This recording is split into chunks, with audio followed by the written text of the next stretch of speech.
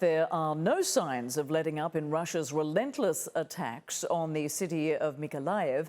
Its mayor says the city took a pounding again Wednesday morning. This time, he says Russia launched airstrikes which destroyed this supermarket and caused a fire elsewhere in the city. Mykolaiv is a strategically important city near the front lines in the south, and it's been struck almost every single night for the last month. Ukraine also says its forces are making slow but steady progress in the south. Ukrainian officials say Russian troops have been pushed out of some villages and strategic points in the region. But as Nick Robertson finds out, the people who used to live there are not coming back yet. The road to Ivanivka isn't safe. Playboy, his war name, is taking us there across country. He says his forces recaptured it from the Russians following a 2-week artillery battle. Second attack, go by feet. That was a month ago. It's still deserted. Only abandoned pets and farmyard animals here now. When you come in here and you look at the farm here, the animals left out, the dog in a terrible state, how do you feel? I feel quite sad. And when can people come back to this village? I think when we will go Further forward. further to the next line of the villages.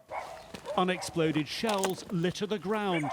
The end of war a long ways off, he says.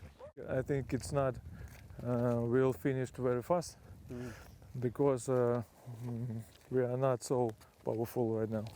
During the attack here, Ukrainian forces estimate they killed about 50 Russian soldiers, injured about 100 more.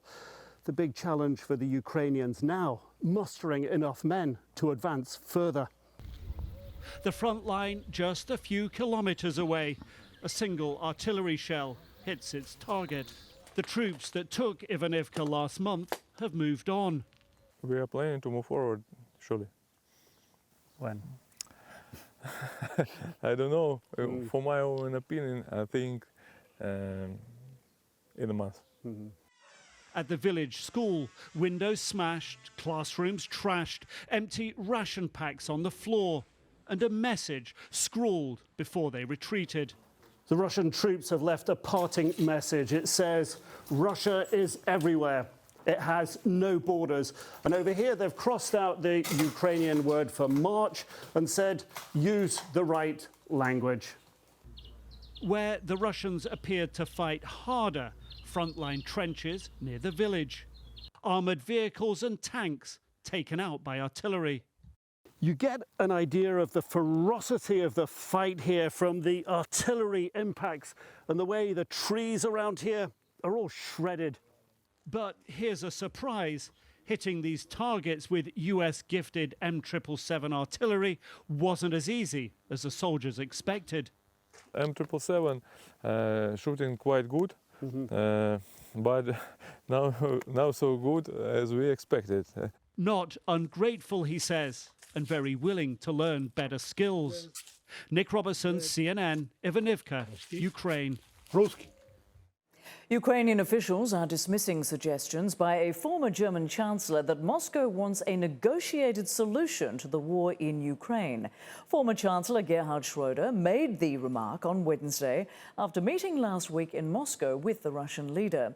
Schröder cited the recent grain deal as a possible starting point toward a ceasefire.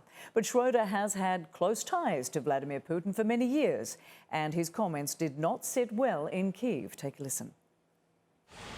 It is simply disgusting when former leaders of major states with European values work for Russia, which is at war against these values. Ukraine's foreign minister said Moscow remains focused on its military objectives in Ukraine and that everything else is a smokescreen.